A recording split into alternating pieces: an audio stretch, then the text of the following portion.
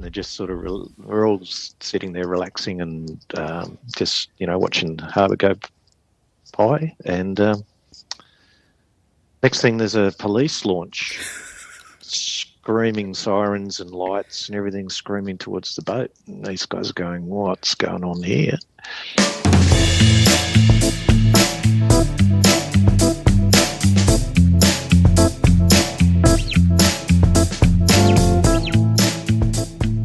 Hello folks, Not an Audiophile, the podcast. This is episode 8, season 1, and today our very special guest is Mr. David Spargo, a highly accomplished acoustician. Very interesting stuff. David has also worked in the recording and music industry, so he has not just knowledge of the technical aspects of that, but some fairly good stories as well.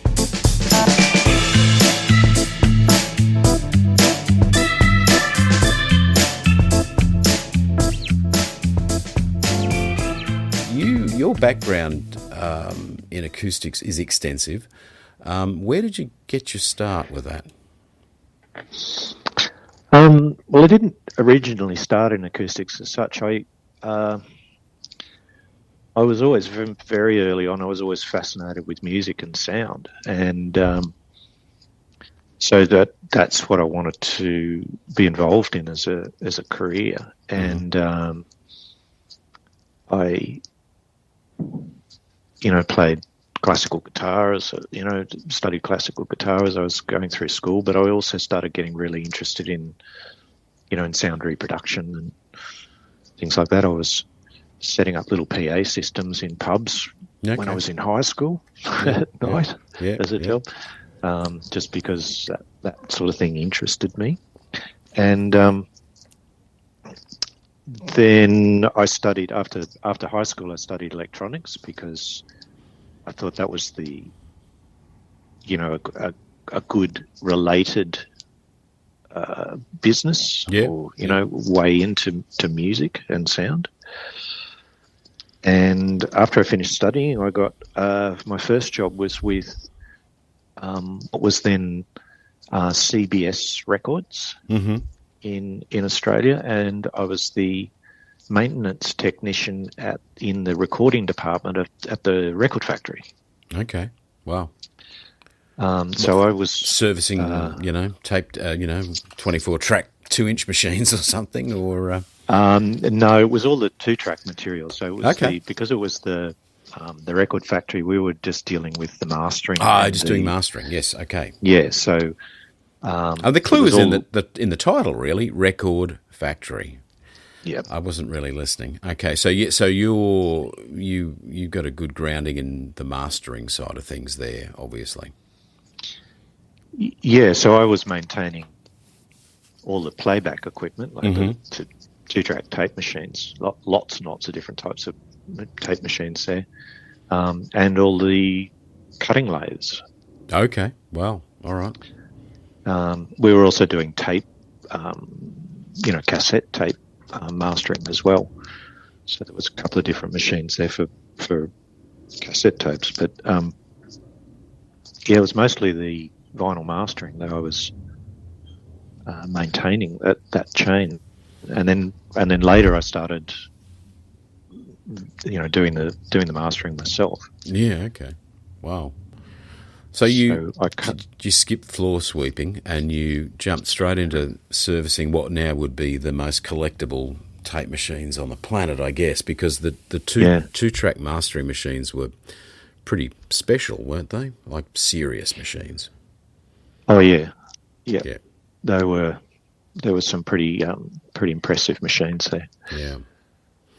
And they required constant care. So I think we probably had about a dozen different 2-track machines there. Okay. That, and you had to align them all at least once a week.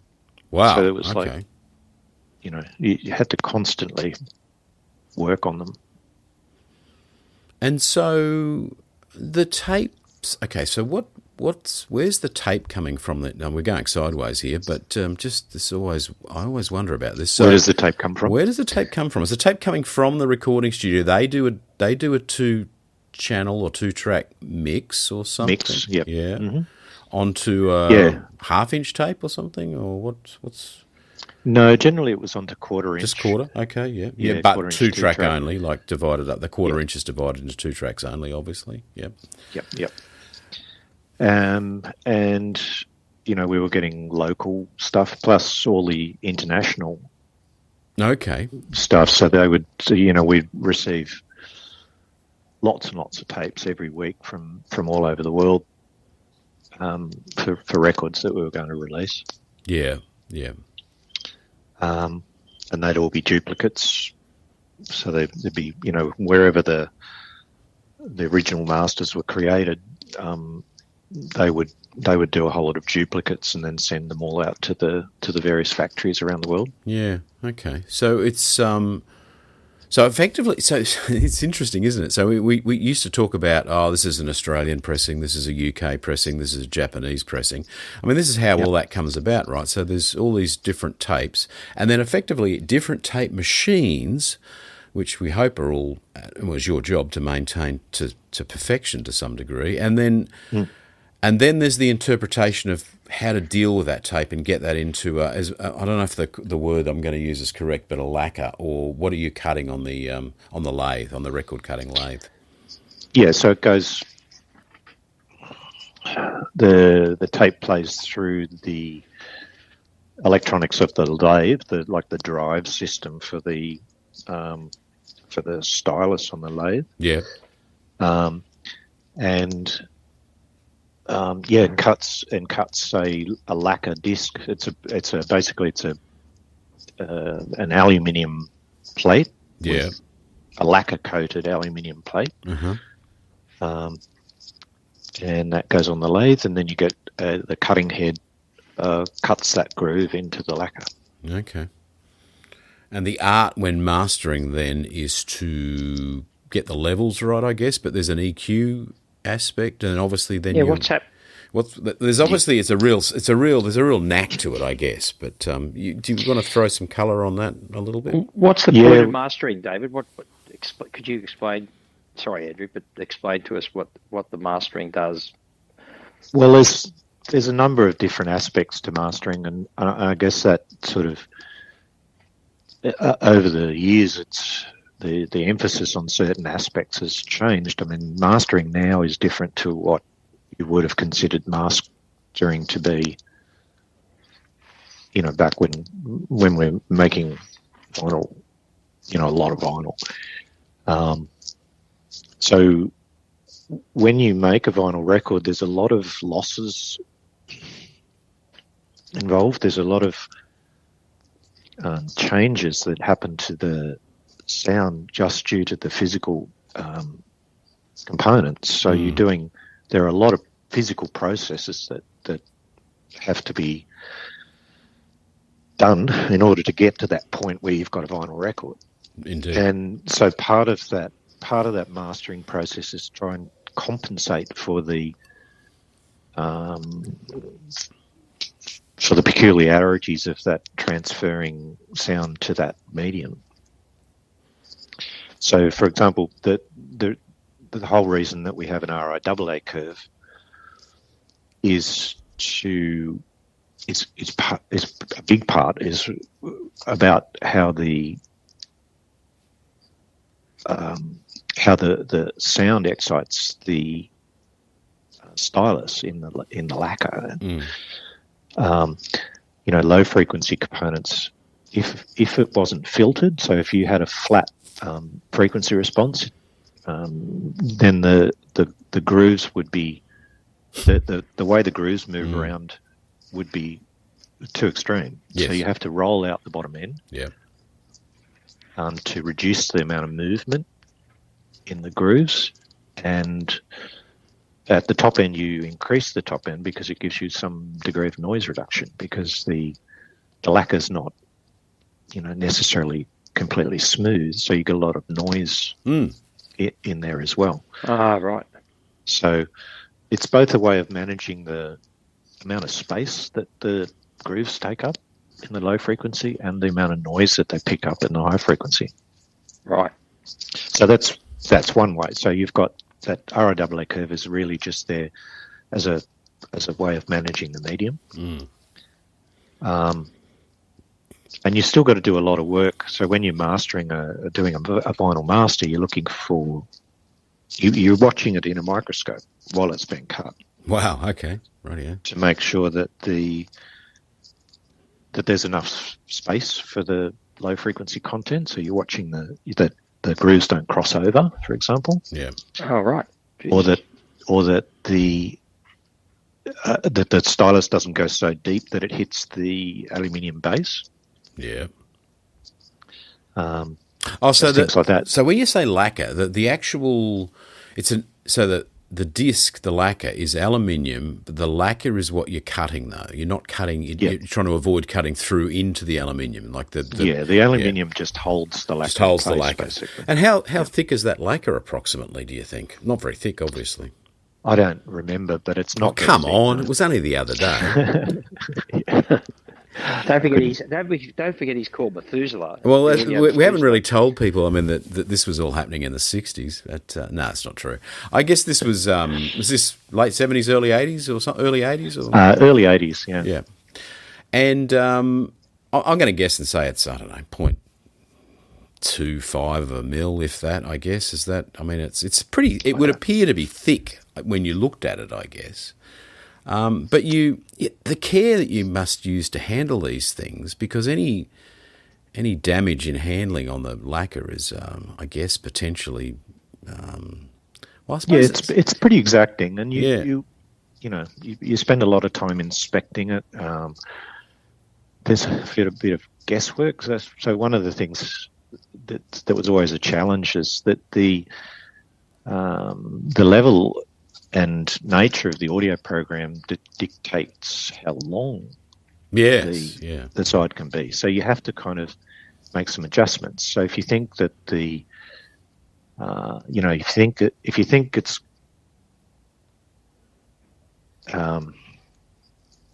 if you think the program length is too long, then you have to reduce the level, so that you can fit it in the available space. Indeed. Or if the low frequency is, if there's too much low frequency, then you have to use some management tools to sort of reduce the amount of space that it takes up. So one of the things that we commonly did was we had what's called an elliptical filter that progressively reduces the out of phase low frequency content. Mm-hmm. Because out of phase content's really difficult to deal with. Oh, so you kind of mono the bass a bit, kind of. Yeah, that's right. It progressively monos the bass as you go lower in frequency. Yep. So sometimes you get towards the end of the record and go, it's not going to fit. No shit. That's a sinking feeling, I guess. So you throw that lacquer away and start again. And any thoughts on what a lacquer might have been worth? I mean, it's not like there's people not cutting records now, but I have no idea what a lacquer costs today. No, I really don't know. No, I never got involved in the accounting side of it. No. So I really don't know. But did you? Did you get berated for chucking a few away, or was that No, usually you get pretty good at judging this stuff, and you can make adjustments on the way through. So you're watching in the microscope to see how much land you've got between the grooves, yes. And if you've got adjustments, like you can change the pitch. Yep. As you run through, so you think, I've got a quiet track here, I can make up a bit of room, so you squeeze the pitch up a bit, and then release it. So literally, in classical works, you'd quiet passages, you'd move the tracks closer together. You can do, yeah, on the fly kind of thing, yeah. That's right, yeah, as you're cutting, yes. But of course, a lot of the EQ that we used to apply, was to compensate for the losses in the electroplating process that came afterwards, because things changed during that process. Mm-hmm. So we would do a lot of, listening to the final product and comparing it to the to the masters, Mm-hmm. and trying to work out what EQ we needed to apply to compensate for those changes that always occurred. Because you've got, several electroplating stages between the lacquer and the. Gee, that's highly a lot of subjective evaluation going on there. Just going through that stage, and that's not even the mastering stage, correct? Or is that what you call mastering?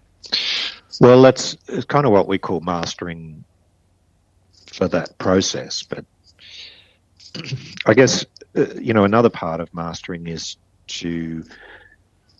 which is probably more what people refer to mastering now, is to, create a 2-track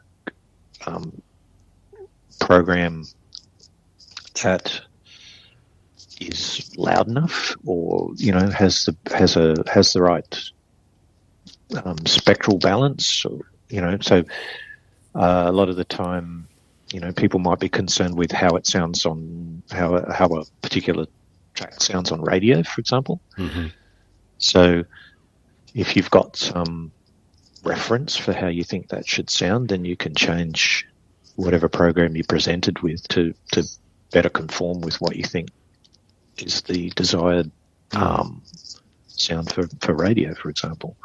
But sorry to interrupt, and we want to come back to it, so I don't want to. But so back in the 80s, 70s, 80s, or 90s, when they were doing the mastering, then were they still obviously looking at it from a radio point of view for a HiFi system at home, and is it different from now? Would it be with LP to say digital?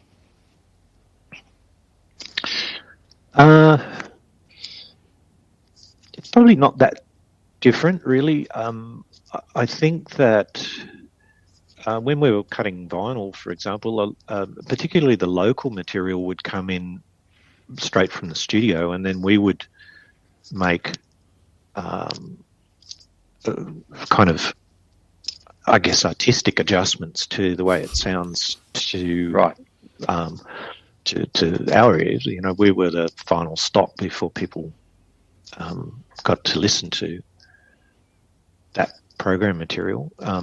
So we were applying compression and EQ, and sometimes as new pieces of equipment came out, like oral exciters, for example, we were applying those types of effects in that mastering stage as well. Not so much in the international stuff that was coming through, because that had already gone through that stage at in another mastering room somewhere. But I think the whole concept of mastering is that when you do a mix in a studio, and it's probably even much more important today because studios are not as standard as they used to be. So it's very rare these days to get a really good sounding studio.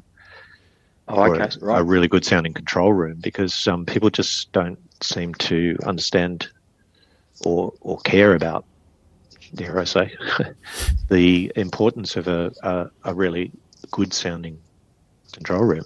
I don't think a lot of people are producing stuff in their living rooms or bedrooms as well. So, they don't have less than optimal reference capability in those rooms. So, once you've finished your mix, you send it off to a mastering engineer who theoretically is listening in a highly refined listening room and can make critical judgments about how it sounds, final judgments about how it sounds and how it's going to be presented to the audience.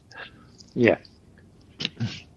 So I think, in a way, mastering is probably even more important today than it was, when I started doing it in the early 80s. Right. Because we just don't have so many great studios around anymore, and those mixes are not finished to the same degree that they might have been in a better sounding studio.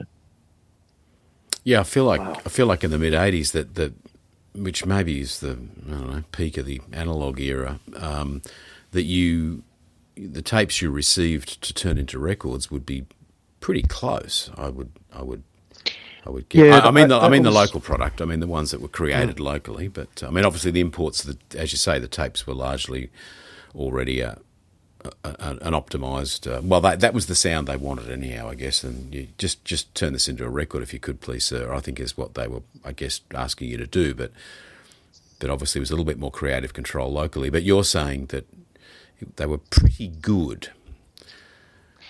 Well, we used to have in Australia, we used to have quite a lot of quite good quality studios. Certainly, all of the record companies had very good studios. Yes. So you had, Castlereagh Street was EMI's sort of flagship. This Festival Records had a really good studio in Pyrmont. Yeah. There were a lot of really good studios around. Sony? Was there Sony as well? Sony. Well, Sony was the studio that I ended up managing and running. It was a demo studio, but it was a very good quality demo studio. So we had a lot of really important acts coming through that studio. But we generally didn't do album work in there. It was more of a writing studio. Okay. Oh, okay. So EMI and Festival, those guys did. Yeah, they were all finished product. So, some pretty good recordings came out of those places. But I'm pretty sure that you just don't have that quality of studio around anymore. There's very few of them around. Why is that? Do you think, David? What's is it? I mean, obviously the music business has, I guess, not got as much money washing through it as it used to have. But what? But that's certainly a big factor. Yeah, that's a big factor. Okay. Yeah. But also, people don't feel it's necessary.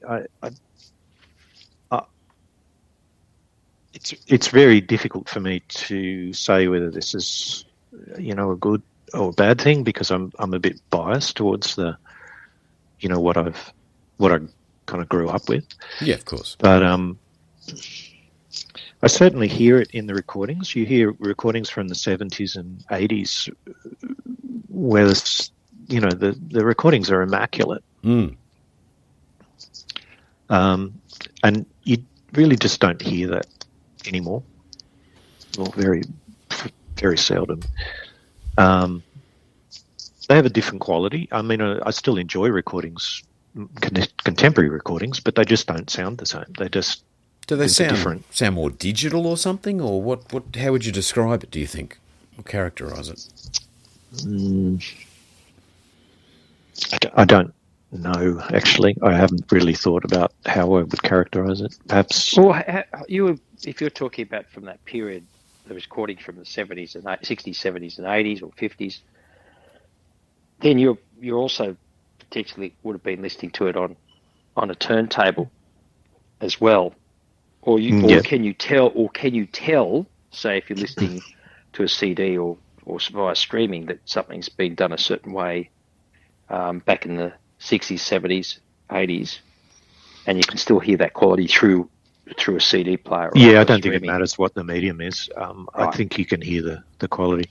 Yeah, I mean, agreed with that. Some of it could have been like how clean everything was. So, recording engineers were very focused on, getting the recordings right. So you had very good, clean signals, and there was often a lot of space. So everyone was really careful to sort of allow everything to have its space, particularly where you're dealing with effects and, not layering effects too much. Mm. Right. So you can hear the essence of what's being recorded and reproduced, rather than, a mash of everything, giving an impression. Right. I guess to some degree, its fashion has changed. I guess to some degree, but... well, certainly there is an oral fashion, and there was an interesting study done in the States some years back where university students were given two recordings of two recordings of the same material. So it was like some pieces of music that were presented in an analog format. Yeah. One, and in a an MP3 perceptually encoded format. Yeah. And the question was just simply, which one do you prefer? Yes. And most of the college-age students preferred the MP3 because that's what they're used to. Oh, okay. It wasn't anything to do with the quality of the recording or anything. It was simply what they were used to. So we're doomed. Yeah.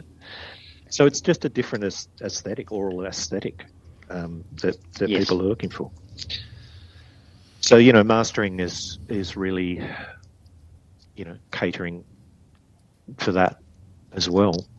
Apart from the other, the obvious technical aspects, like, if you're going, particularly with digital, you want everything to be as loud as possible without distortion, because, digital is the resolution at high levels is much better than the resolution at low levels. So, which is back to front from analog. So, you want everything as loud as it possibly can be without actually exceeding the limits. So that's one of the functions of modern mastering, is just to make sure that that's the case. And does that involve maybe applying a bit of compression to keep everything up there in the higher resolution levels? Yeah, well, and of course, the more compression you have, the louder it sounds. Yeah. So, yes, compression, but often you'll go through the whole recording and, pick the loudest spot and then adjust the level just so that loudest part fits into the available data, Yes, yeah. Just wind back for a sec. So you've got I just want to clarify something. I'm not sure everyone kind of understands the process. So the lathe cuts the lacquer. The lacquer is then electroplated in some way, like chrome plated, or effectively. Generally, it's silver. You do a layer of silver. Okay. First, yeah. And then a layer of nickel. Yeah, rightio. Yeah. Which gives it the integrity. So the silver layer is very thin. Yeah. And then you put nickel on that. So that's the first process, and you get what's called a father off the lacquer. Okay. And it's a negative. Then you do another process where you more or less do the same thing again, but you develop a mother, which is a playable positive copy. Yes. So yep. generally we would play the mother just to make sure that there were no faults in it. Mm-hmm. And then you make off the mother, you make stampers. So you'll make a bunch of copies off the mother. Yeah. And then those stampers, which are negative parts, go into the presses. Yeah, literally squashing the vinyl. Yep. Thanks for laying that out, because I think I knew that once, but I'd long forgotten. No, that's a really good précis. And what do you think? I know this is the loaded old guys question, but these new guys that make records, any good? I wouldn't presume to criticise people like that. Look, I think, as I said before, there's still a valid mastering. Still a valid reason for mastering, and that to me, I mean, I don't work in mastering these days, but to me, that's more about the availability of good quality listening rooms. Yeah. I think you really need as a final stage in any sound production, you need to go through some sort of standard listening room where you've got a pretty good reference for what things are going to sound like. Kind of makes sense. I mean, I did an album once I recorded and mixed an album in a room that I didn't know very well. on a system that I didn't know very well, and it was a kind of a rush job, so I didn't get a lot of sort of luxury time to fiddle around with it. But I mixed to 2-track and then took it into a mastering room to check it, and it was the whole recording was pervaded with it was just muddy. The whole thing was muddy. Okay. And I couldn't hear that in the studio that I was working in. I just couldn't hear it at all. No, because you were using those bloody JBLs. I think we were using some sort of small. Okay, little near field type thing. Yeah, a pair of those Yamahas. Bloody things. I wouldn't have minded Yamahas, but because I know them. Yes, well, in those days I knew them quite well. But no, it was something that I wasn't familiar with. Okay, and I missed it. In the mix process, I just mixed the fact that the sound that I was mixing was quite muddy. So it had to be compensated in mastering, and I simply wasn't aware of it until it went into mastering. And that's a perfect example of what mastering's really there for. Yeah, and I guess putting the oomph back into it, it's not great for the noise floor or something. I mean, you weren't in a position to go back and remix it, or No, I wasn't. Oh, because you said it was a bit of a rush job. Yep. Yeah, and it's less than ideal to have to try and compensate for that sort of thing, because you're actually you end up cutting stuff that's part of what you want as well. Yes. Yeah. So, but it turned out okay in the end, but it was a really good example of why you need good reference listening rooms. Yeah, I mean, it was only really you want those control rooms to be as good as possible. It was only a split ends album anyhow, so it doesn't really matter. So it's just Kiwi crap. So you must have. So who the hell did you work with? You must have. You must be able to impress us with a couple of salubrious bands. Characters. Well, celebrities.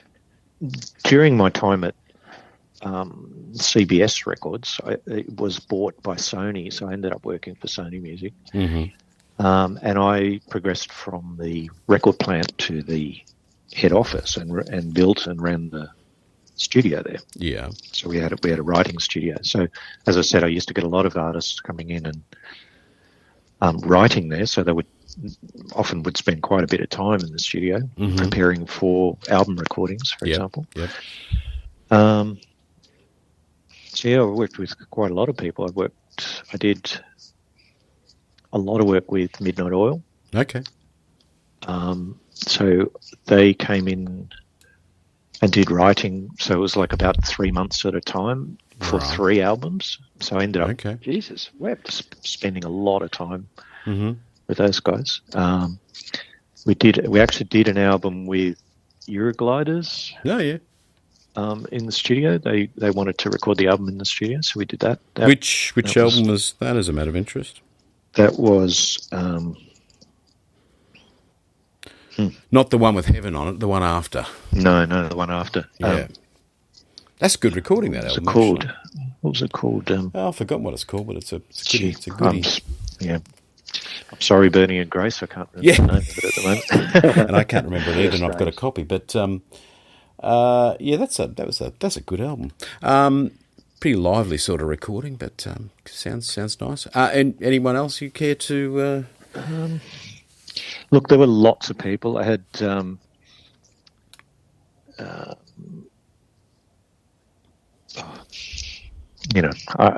can't remember. Noiseworks. We used to have Noiseworks were in there a lot. Did quite a lot of session work too. We used to do quite a lot of advertising work in downtime because they were quick jobs. Yeah. But used to get some amazing session musicians come in for those jobs. So that was really good.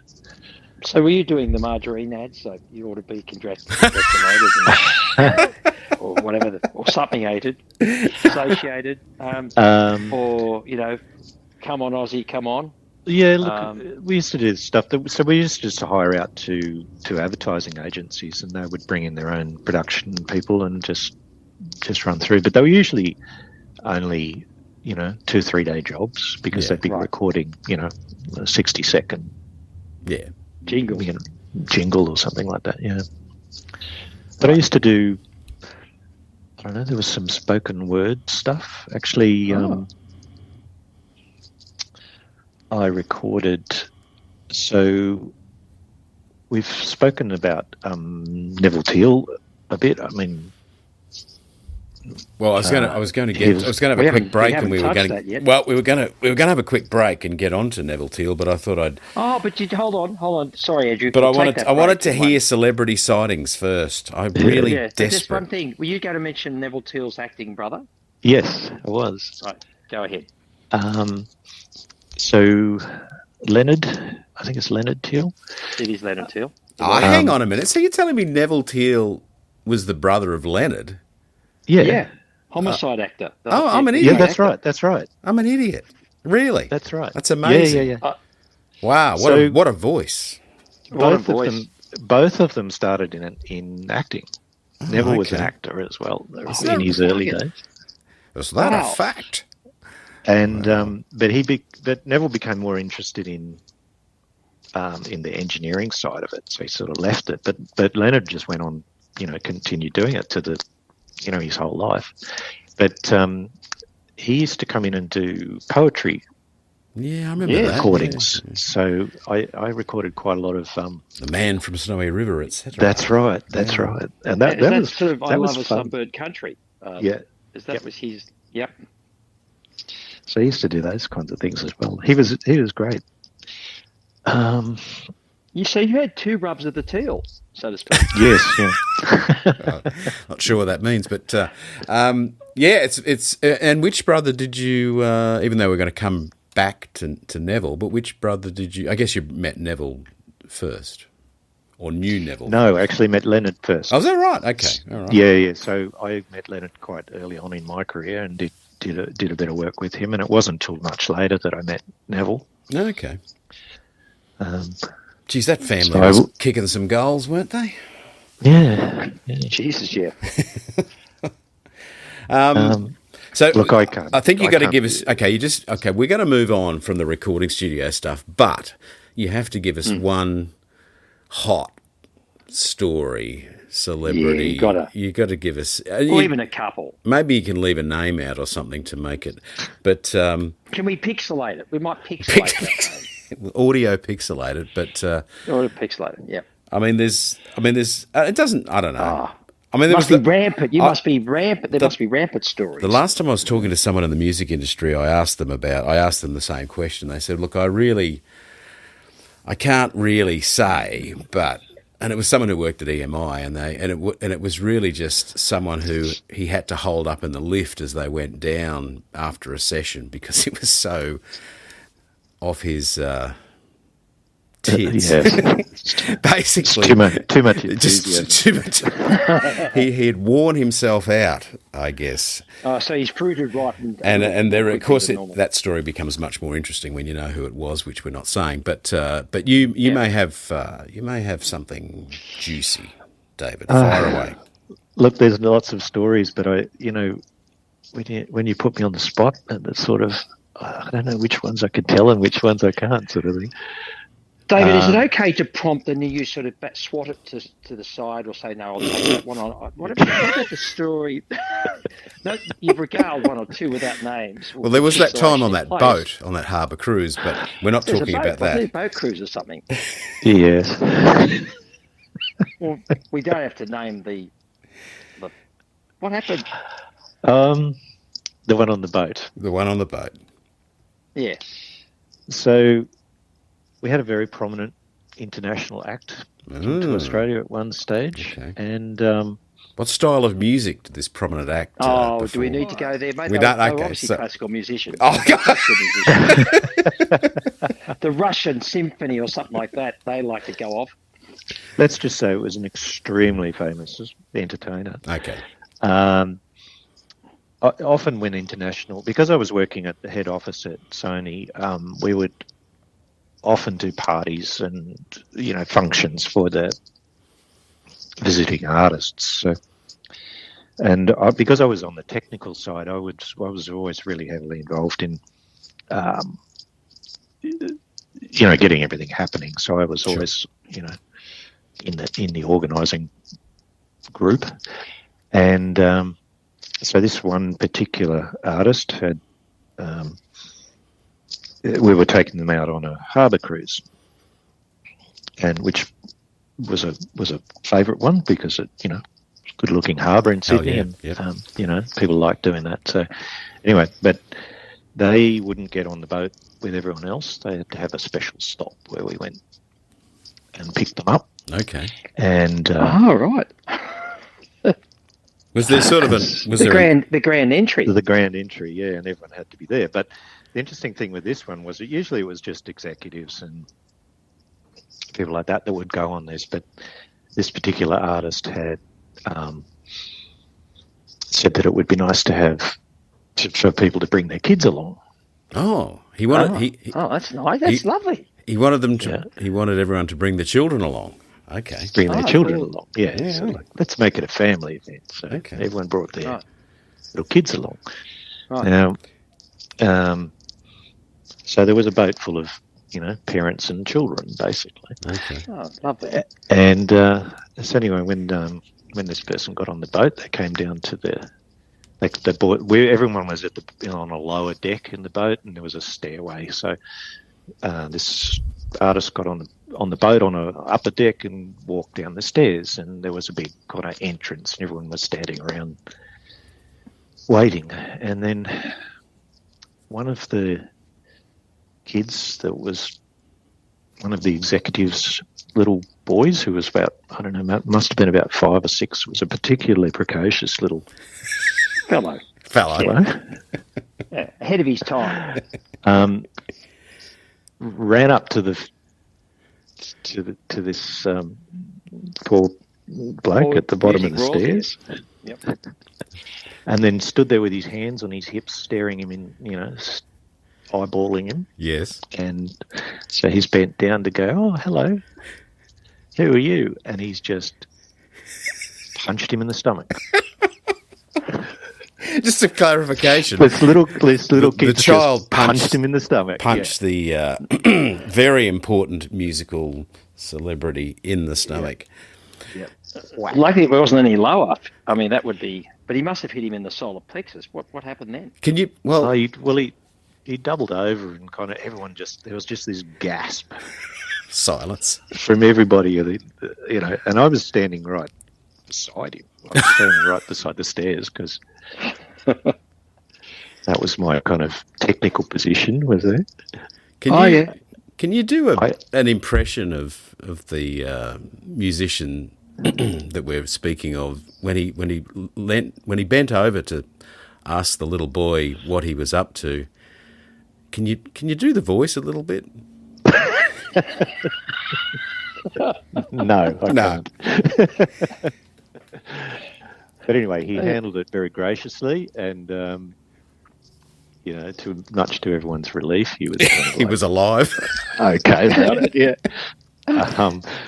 But it was he handled it with aplomb. Yeah. As an aside, was he quite a what was he like to get along with? For those that can guess who it might have been, was he? I mean, because he seemed quite aloof, but you were standing next to him, and I guess did you help him up? Did you dare? No, I didn't. You deigned to touch him? For me, it was a bit of a dilemma whether should have done that or not. But, anyway, he handled it. You tell the truth. I think David crash tackled the little boy. I think that must have happened. Surely. No, I didn't. No. The parent stepped in and kind of. Oh God! Imagine the parent. And did the parents apologise for the behaviour of the child?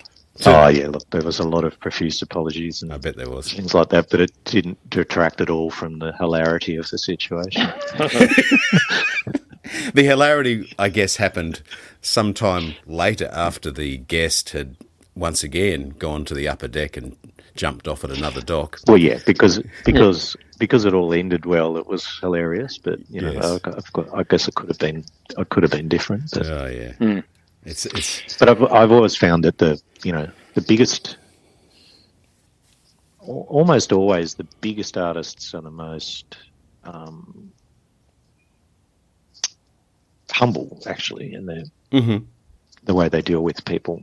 Yeah, It's usually the smaller sort of up and coming people who can be a bit of a handful. yeah. Oh, yeah, a bit of pomp and circumstance, right. And the I guess that child is now I don't know 30 odd years of age, and I wonder if they go around saying boasting. Basically, yeah.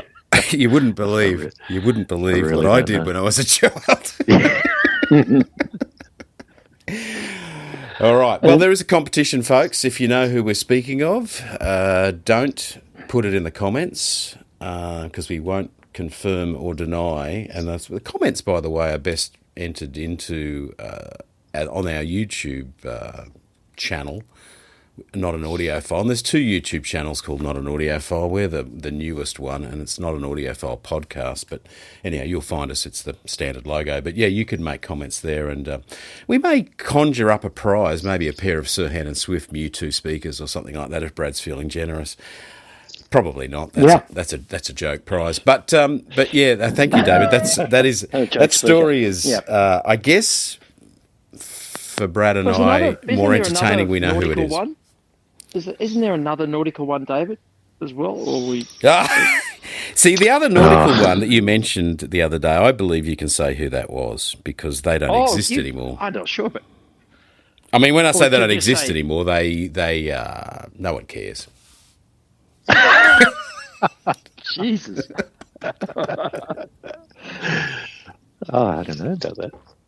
Well, it's a funny tale. It's a good tale, but it just call it sort of a rock band. Is that what you call it? Yeah. It's the generic rock band. It kind of is a generic American rock act from the 80s and, well, mostly the 80s, so 70s and 80s. And that pretty much narrows it down, doesn't it, really? So you can pretty well guess that whatever. Narrows it right down, yeah. Yeah, well, this generic rock band. Again, it was a harbour cruise. So, I love a harbour cruise. It was a nighttime harbour cruise. Mm-hmm. Yeah. And it was around Christmas time, so it was a really warm night. And we were all standing on the top of the boat. Just above the poop deck. I get you. Yeah, there was a top deck. And these guys were hankering for a joint. And they were asking me if it was like okay if they could have a joint, so like what the rules are around here and all that sort of stuff. And I said, look, it's illegal right here, but I don't think anyone's going to have a problem with you if you wanted to have a joint up here on the boat. It's not going to bother anyone. It's all cool. Yeah, it's out in the harbour, isn't it? Jesus. Yeah. So they went, oh, great. It's not like the cops are going to, be around or anything. So you're on a boat. You're quite isolated, right? Yeah. So they've had their joint, and they're just sort of we're all sitting there relaxing and just watching the harbour go by. And next thing, there's a police launch, screaming sirens and lights and everything screaming towards the boat. And these guys are going, what's going on here? And initially I didn't think too much of it, but it just kept coming towards the boat. I love the fact you were so calm. And I'm thinking, this is a bit odd. Yeah. And anyway, they really got scared, and they just emptied their pockets over the side of the boat. Sounds like they had a lot of stuff. There was a bit, and everyone was a bit upset. And the boat and the police launch pulled up alongside. We stopped, and the police launch pulled up alongside our boat. Mm-hmm. And then a guy got off the police launch dressed as Santa Claus with a sack full of... With a whole bunch of reefers. No, sorry, go ahead, Phil. and it turns out it was just the state manager had a couple of mates in the water police, and they were just doing a Santa Claus stunt for Christmas. And they thought it would be hilarious. Yeah. Oh, Jesus. And I guess it was at the end, but there was some tense moments there for a while. And the generic American rock band were obviously in the market for some more weed at that point. Yes, I think so. I don't think they had much trouble getting it. But... No. Yeah. All righty. Thank you, David, for that. We will take a break, and we will be back to briefly discuss, or maybe at length discuss, Neville Thiele and the fact that you replaced him, basically. So we'll talk soon. Well, in a very marginal way. Yeah, well, we'll cover that. All right. Don't go anywhere, anybody. We'll be right back. Andrew here, talking yet again about various products that we might sell or services that we may perform. But most importantly, this has been recorded just days before the Australian Melbourne Stereo Net HiFi show held in the Pullman Hotel next to the lake in Albert Park in Melbourne. And if I sound a little worn out, I think I have. I've been preparing for the show for it feels like months, but it's really only weeks. But getting everything together and turning up at these shows, and in our case, showing off our loudspeaker models with assistance from Alex from Audiophile Distribution with his electronics, Exposure Electronics and EAR Yoshino, is quite a project to get it all together. And of course, there's 30 other or more rooms to see at the show, some large, some small. Ours are small, but it's good, of course. Great, even.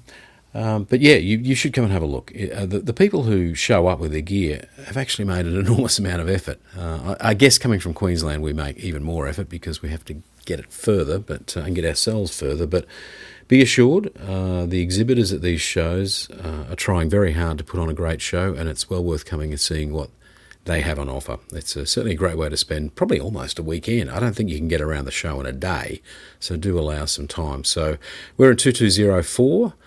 Unsurprisingly, on the second floor, I believe, judging by that number, and easy to get to up the lift, and come and have a chat, have a listen. We've got our new model, 70S, and later in the show, or whenever you finish listening, please like, subscribe, and follow using whatever method is best to give some support to the podcast and give us the enthusiasm to continue on into, what'll be a new year soon. So thanks again for listening, and now back to the rest of the show with David. So, Not an Audiophile, the podcast. We're back with David Spargo and Brad Serhan and myself, Andrew Hutchison, discussing, the good old days, as usual, but we're also going to cover some acoustic stuff now, and David, at some point, I guess you got or moved sideways from recording, and somehow we've already found out that you in fact knew Leonard Thiele before you knew Neville Thiele, and that Leonard Thiele, unbeknownst to me, was Neville Thiele's brother, and we're both in acting initially, and so how did you meet Neville? How did that all come about, and why did you move sideways into the more technical, theoretical aspects of sound reproduction? I did studio production, and then moved into live production as well for a long time, and then I had been working in a number of studios, and I started to notice that my hearing in a nutshell, I was getting tinnitus. Okay. And at that stage, I compare it to, like,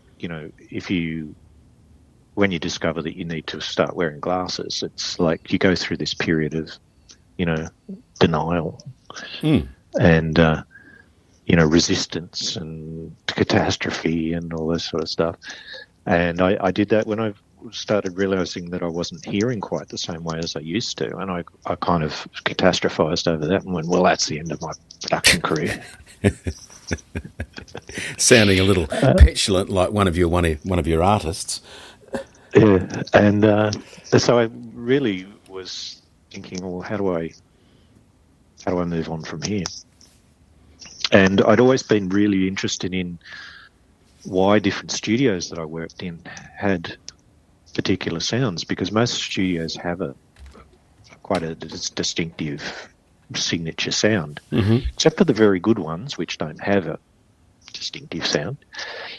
But most rooms have quite a distinctive sound, and I was always fascinated about why that was, and didn't really have the knowledge to answer that question. So I thought maybe that's what I should be doing. So I started studying and went to Sydney University and studied. I did a master's degree in audio and sound and audio, acoustics. Yeah. And that's where I met Neville. Okay. Because he was a honorary associate professor there. Okay. And he was doing a loudspeaker course there, so he taught loudspeaker design. What year? Because this is not that long ago, is it? This is. I mean, it is. No. I mean, if you're 20, it's ages ago. But if you're middle aged, this is what, in the 90s or? No. This was in the 2000s. Oh, so crikey! I think Yeah, that's what I was thinking. It's not. Yeah. I think I would have started for the master's degree. I would have started in about 2001, I think. Okay. Yeah. Something like that. And he was teaching there, so I did his loudspeaker course in, I don't know, sometime during that decade. I really can't remember Yeah. when it was, but it might have been 2006 or something like that. Wow. I mean, what a great thing. Wow, exactly. Yeah, I mean, why weren't you there, Brad? Oh, that's right. You taught Neville. It's well,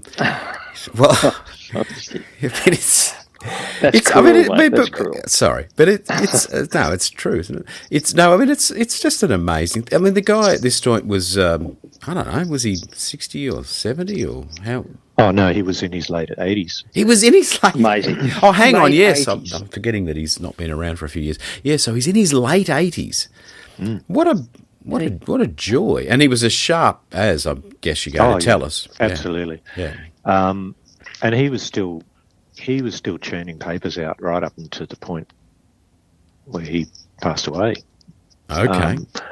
And when you say right up to the point, you mean like up to the day. up to the day? Just gobsmacking. His mind was still. Oh my. Yeah, he was sitting in hospital with a laptop, trying to Wow. finish papers off. That's just wonderful. yeah. Wow. Wonderful. Such an incredible. So that course. Sorry, human. Andrew. No. Go back to the course, Brad. Yeah, the run that you'd Just amazed outlined. that. So there was no such course back in the late 70s or 80s, but the fact that someone like Neville Thiele was there doing the course, and I know that you did it, and I know another mate of mine, James Galloway, did it, and who else do we know? Neil, your mate Neil Rule. Oh yeah. There's quite a few people that did the course, and Greg Long, a dear mate of mine who owned a HiFi shop as a mechanical engineer, went and did that course and loved it. How intense was it, David? Was it like it was pretty weighty, or? Yeah, there was a lot of. Neville was trying to explain all of his, development of all his theory and mathematics and. Yep. The whole design. Just everything he knew, he was basically trying to pass on. Yeah, I guess. he was just. That's exactly right. Yeah. And so it was quite. There was a lot there. There was a lot to it. Plus, he was a really interesting guy too. So he was, very happy to tell stories about how all this stuff came about. And, wow. Okay. Probably one of the interesting things I found was that he was actually in the army for quite a long time, and he was an engineer in the army. Right. And he said that he developed a lot of the base theory for loudspeaker design. He developed while he was stationed in New Guinea. Okay. During the Second World War, and he wasn't doing very much a lot of the time. So he said he just sat on the beach and worked all the mathematics out. Okay. Right. It's and then after you certainly have a clear head, except there was a war going on, I guess. But but it didn't impact him a lot at the time. So when he was working for other companies after the war, he started applying a lot of that stuff in design. So I think he worked at, was it AWA or? Yeah. Okay. Yeah. I don't know, some of those companies where he was designing loudspeakers for radiograms and things like that. Judging by my experience with AWA radiograms, they obviously put a pretty tight budget on his developments because. Well, that might be the wrong company, but it was. I'm certainly not meaning that seriously, but So the point is that he worked in the industry as it was in this country at that point, and then he obviously started working at the uni, I guess, or obviously became. Well, he worked at a lot of places. He was working in the R&D department or the engineering department of ABC for quite a long time as well. Yeah. Okay. Yep. Right. So he did they were doing loudspeaker stuff as well. They were interested in that. But he was an engineer. He was essentially an electrical engineer. Yeah. So. Okay. Yeah. but his personal favourite hobby obviously was, I guess, was loudspeakers. That was his. Yeah. So. Definitely. So I'm still impressed with the fact that you could do a course under him, or that's quite something. How long did that go for? A couple of years or so, or did it was packaged down to? So it was a part-time. So all of the courses in the master's degree that I did were part-time. Okay. So usually they were nighttime courses, but Neville didn't like doing the nighttime stuff, so it was always a daytime. Okay.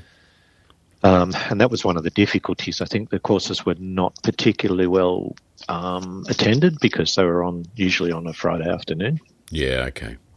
Early afternoon, and most people couldn't get time off work to attend the courses. So they were usually very small cohorts for those courses.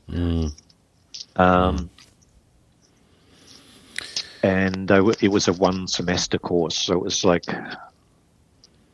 I think we were doing 13 weeks, I think. Yep, okay. So it's pretty intense. Crammed in. Yeah. Weeks. And there was a lot of homework. And, I bet there was. So he would try and explain as much as he could about stuff in a 3-hour lecture. Yes. And then we'd have, massive assignments to do for the next week. And some of those assignments were practical things, I guess, were they? Where you had to cobble together your own design or something based on... No, he did do that in a few years, but not in the year that I did, because he said it always proved to be too difficult to manage. Okay. So it was all theory. When I did it, it was just theory. Okay. Still, what an experience. That's great stuff. And so you ended up, as I understand it, teaching at said university. Is that right? Yeah, that's right. So I was doing. So you've done everything, right? Like you just there's no end. I call him Bam, Andrew. Bam. Big audio Methuselah. Bam. he's actually 1,000 years of age. Good on you, Bam. Bam, Bam. So you did teaching. You had to do a teaching course, obviously. Although if you can wrangle musicians, you probably can wrangle students, I guess, right? No, when you do higher education, the level that you achieve is sort of entitles you to teach anyway. So you don't have to. Excuse my lack of understanding of academia. I'm a tradesman only. So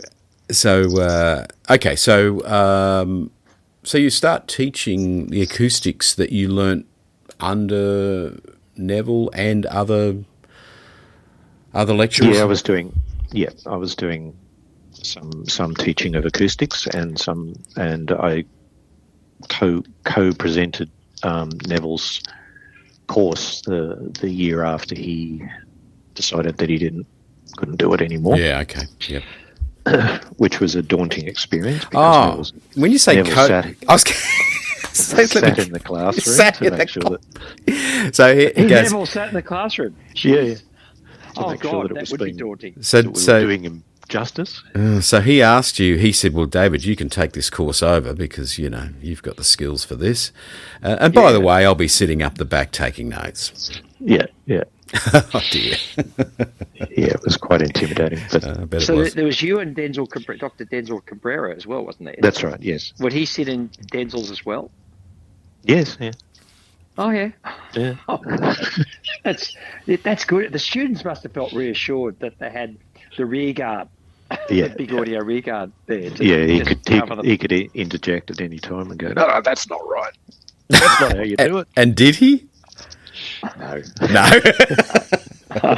Because David's always right. I'm happy to say that.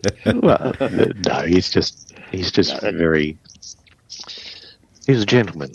Yes. Yeah. Okay. Well, in a sense, he was there just to, psychologically assist. Yeah, that's wonderful. Yeah, that's right. Chaperone. I mean, we would defer, or ask him to contribute to the class. Okay. Yeah.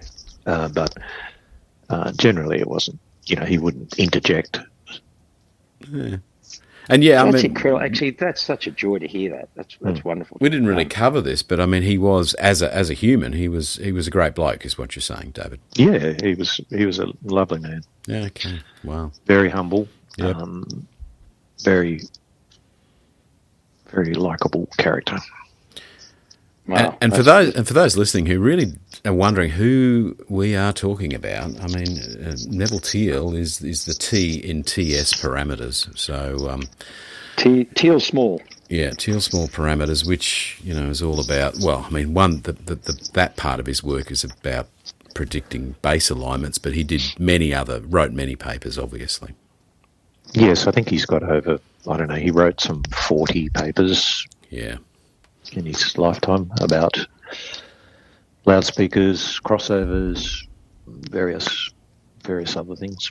Yeah, quite an incredible amount of work. So, I guess to wrap on your theoretical acoustic side, and then we might pass on to some advice and how you might advise listeners to improve their room. Right, we might snip the episode there and call that the end of part 1 of the David Spargo interview.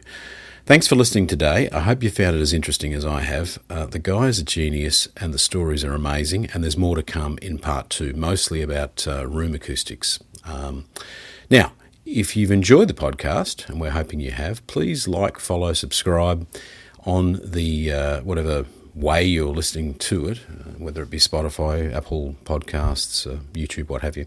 And of course, feel free to make comments on the YouTube listings for the episodes. But yeah, if you follow us, it just keeps the whole thing rolling along. And at this stage, I can't imagine being any more enthusiastic. it's a joy to interview people like David, who have such a broad range of knowledge and, in this case, some pretty interesting experiences, and obviously worked with and under some amazing people. So, back with the second episode in a couple of weeks. Thanks for listening again, and that's a wrap for today.